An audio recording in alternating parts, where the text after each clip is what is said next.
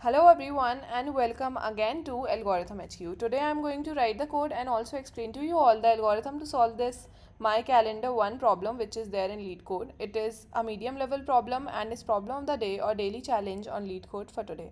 I am going to code the solution in Java, but for people who code in different languages this video will definitely be useful because I am going to explain the approach on the blackboard before coding the solution. तो चलिए फिर start करते हैं इसको श्री कृष्ण का नाम लेकर। हम लोगों को इस क्वेश्चन में एक कैलेंडर इम्प्लीमेंट करना है। ओके, तो उसमें हम एक इवेंट ऐड कर सकते हैं, पर वो डबल बुकिंग कॉज नहीं होना चाहिए उससे, उस इवेंट को ऐड करने से। तो अब ये समझ लेते हैं पहले तो कि कैलेंडर में डेट्स के टर्म्स पे या फिर ईयर या फिर ऐसा कुछ नहीं होने वाला है। कैलेंडर में हमारे पास 0 से लेके 10⁹ तक सिर्फ पॉइंट्स हैं, हम लोगों को पॉइंट्स में इवेंट्स की बुकिंग करनी है।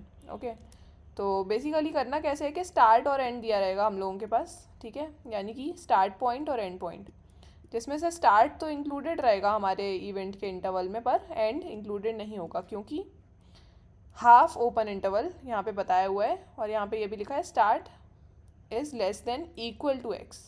मतलब एक्स हमारा अगर इंटरवल है तो start is less than equal to x and end is greater than x, मतलब एंड इंक्लूडेड नहीं होगा हमारे इंटरवल में। ओके, अब डबल बुकिंग नहीं होनी चाहिए। डबल बुकिंग का क्या मतलब है कि दो इवेंट्स किसी भी सेम कॉमन पॉइंट को शेयर नहीं कर सकते। Okay, some moment is common to both events, ऐसा नहीं हो सकता। ठीक है, तो अगर ऐसा डबल बुकिंग वाली चांस आ जाती है तो मतलब हम उस इवेंट को बुक नहीं कर सकते। ओके, तो हमारे पास ये माई कैलेंडर क्लास है, उसमें दो चीज़ें हैं। ये जो माई कैलेंडर है कंस्ट्रक्टर कह सकते हैं इसको, ये इनिशियलाइज करता है कैलेंडर ऑब्जेक्ट को, और ये जो बूलियन बुक करके हम लोगों को फंक्शन दिया हुआ है ये बुकिंग करता है। ये ट्रू रिटर्न करता है अगर इवेंट बुक हो सकता है और डबल बुकिंग कॉज नहीं होगी उससे, ठीक है, और नहीं तो फिर फॉल्स रिटर्न करता है अगर हम इवेंट को ऐड नहीं कर सकते कैलेंडर में। ओके, तो यहाँ पे ये दिया हुआ है। अब हम इसको सॉल्व कैसे करने वाले हैं वो देख लेते हैं, ठीक है। तो हम लोग इसमें इस पर्टिकुलर क्वेश्चन को सॉल्व करने के लिए ट्री मैप का यूज़ करेंगे। ट्री मैप का क्यों यूज़ करेंगे? क्योंकि ट्री मैप जो है वो सॉर्टेड मैनर में कीज़ को स्टोर करता है, ठीक है। सॉर्टेड मैनर में स्टोर करता है, इसलिए हम फ्लोर और सीलिंग निकाल पाएंगे किसी भी इंटीजर के लिए जब हम इवेंट ऐड करेंगे। तो फ्लोर क्या होता है? नियरेस्ट इंटीजर लेस देन और इक्वल टू करेंट, और सीलिंग होता है नियरेस्ट इंटीजर ग्रेटर देन और इक्वल टू करेंट, ठीक है।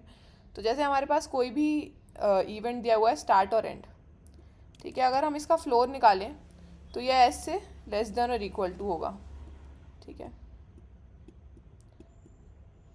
ठीक है। अब इसके करस्पॉन्डिंग अगर हम वैल्यू निकालें, ठीक है,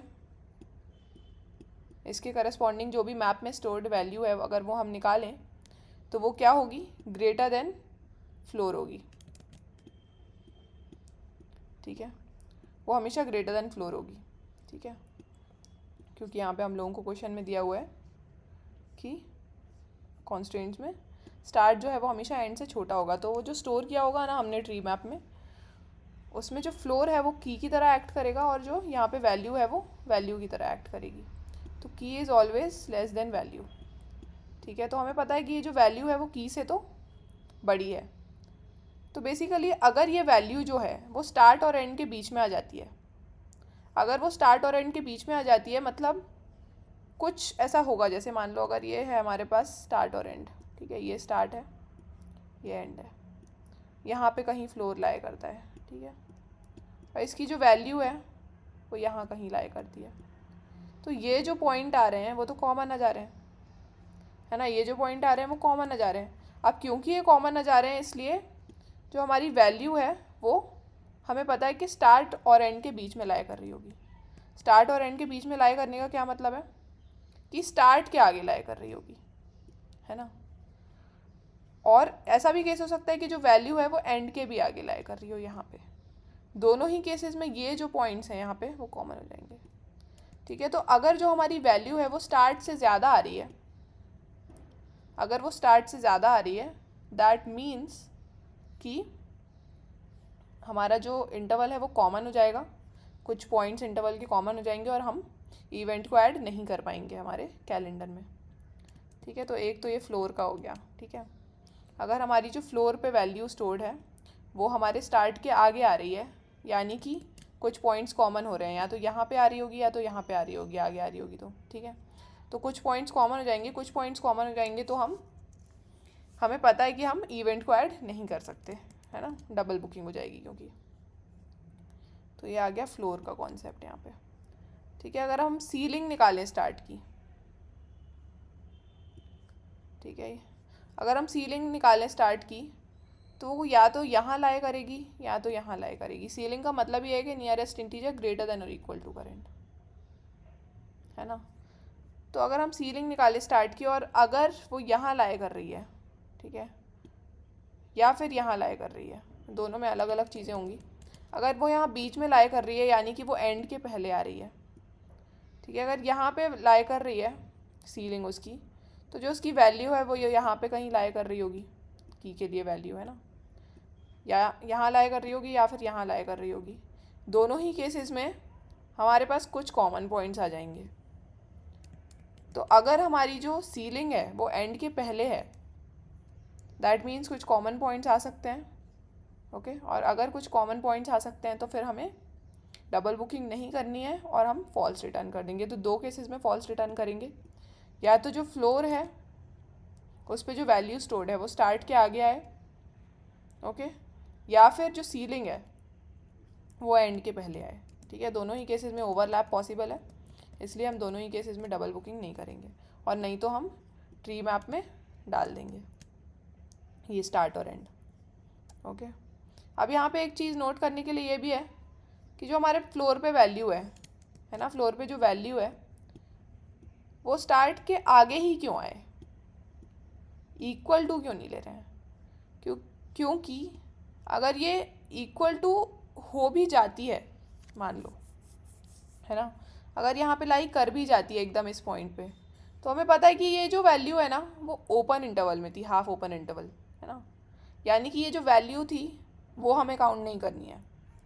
तो अगर यहाँ पे 10 से 20 दिया हुआ है कुछ, ठीक है, 10 से 20 दिया हुआ है, उसके बाद ये जो 20 है इसका फ्लोर निकालें तो वो 20 ही आएगा, है ना। पर क्योंकि ये वैल्यू हमें नहीं काउंट करनी थी इंटरवल में, क्योंकि हाफ ओपन इंटरवल था, इसलिए हम इस 20 को काउंट कर सकते हैं, है ना, इसलिए हम इस 20 को काउंट कर सकते हैं।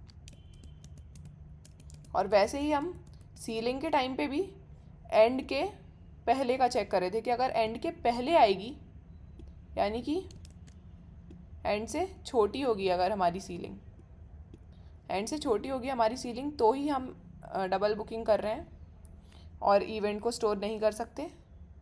अगर एंड के इक्वल हो जाती है तो ये वाला एंड तो हम लोगों को स्टोर ही नहीं करना ना, तो ये वाली मतलब ये वाला एंड तो हम लोगों को इंक्लूड ही नहीं करना ना इंटरवल में।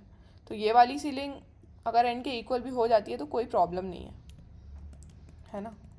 तो इसलिए हम इक्वल टू नहीं ले रहे हैं ओपन इंटरवल की वजह से। तो अभी थोड़ा सा सॉल्व करके देख लेते हैं। तो ये हमारा ट्री मैप है कुछ, ठीक है, ऐसे मान लेते हैं। सबसे पहले आता है 10 to 20, फ्लोर भी नल है और सीलिंग भी नल है, ठीक है, दोनों ही नल है। तो यहाँ पे हम 10 के करस्पॉन्डिंग 20 स्टोर कर देंगे, ठीक है, 10 के करस्पॉन्डिंग 20 स्टोर कर देंगे। यहाँ पे ये बनाते जाते हैं, ये है 10, ये है 20, ठीक है। नेक्स्ट है हमारे पास 15 to 25। तो अगर 15 का हम फ्लोर निकालें तो वो आएगा 10, ठीक है। 15 का जैसे ही हमने फ्लोर निकाला तो वो आया 10, और इस पर जो वैल्यू स्टोर्ड है वो है 20, जो कि हमारे 15 यानी कि स्टार्ट से ज़्यादा है। तो 15 यहाँ कहीं लाई करेगा, और इस पे जो वैल्यू है 20 वो यहाँ है, और 15 के बाद 25 यहाँ है। तो ये जो था हमारे पास 10 से लेके 20 का, वो इस 15 से लेके 25 के साथ यहाँ पे ओवरलैप कर रहा है, तो इसको हम इवेंट में नहीं ले सकते, ठीक है। तो 15 to 25 तो नहीं ले सकते, फॉल्स रिटर्न कर देंगे। अब जब हम 20 to 30 निकालेंगे उसके लिए फ्लोर क्या आएगा हमारे पास, फ्लोर आएगा 10, ठीक है। और जो 20 है हमारा स्टार्ट जो है वो इस वैल्यू को एकदम इक्वल आ रहा है यहीं पे,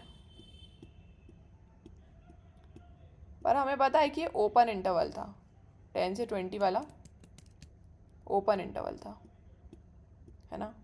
तो ये वाला जो 20 था ना वो इस इवेंट में इंक्लूडेड ही नहीं था, तो हम सेकेंड वाले इवेंट में इंक्लूड कर सकते हैं, है ना। सेकेंड वाले इवेंट में हम इंक्लूड कर सकते हैं क्योंकि वो स्टार्ट जो था हमारा 20 वो इस वैल्यू से इक्वल है ना, वो इस वैल्यू से कम नहीं है, या फिर ये वैल्यू स्टार्ट से ज़्यादा नहीं है, इक्वल है, तो इसलिए हम इसको इंक्लूड कर सकते हैं। तो यहाँ पे 20 to 30 डाल देंगे और सीलिंग तो हमारी नल ही आने वाली है, ठीक है।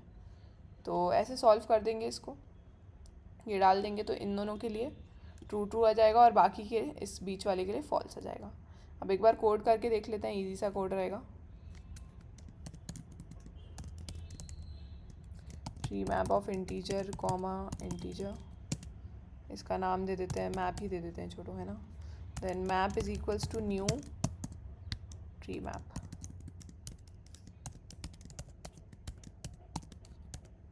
ओके, अब यहाँ पे हम निकाल लेते हैं फ्लोर, एक रहेगा इंट फ्लोर, तो रहेगा मैप डॉट फ्लोर की फॉर स्टार्ट, और एक रहेगा सीलिंग, तो इसको सील नाम दे देते हैं, मैप डॉट सीलिंग की ऑफ स्टार्ट, ठीक है। अगर जो हमारा फ्लोर है वो नल नहीं है,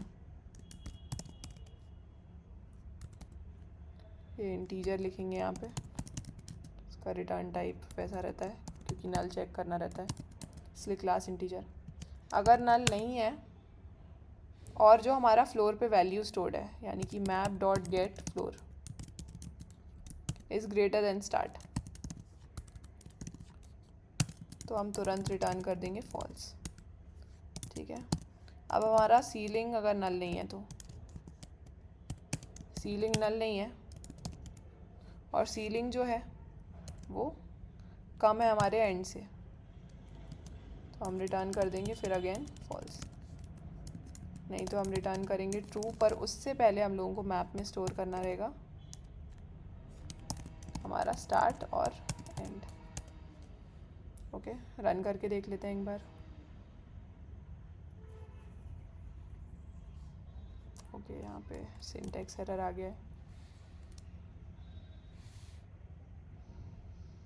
सैम्पल टेस्ट केसेस पास हो रहे हैं, सबमिट करके देख लेते हैं, और कोड सक्सेसफुली सबमिट भी हो गया है। बट जाने से पहले please do not forget to like the video and subscribe to my channel if you haven't already. Also do tell me my improvement points in the comment section. That's it for the video. Radhe Radhe.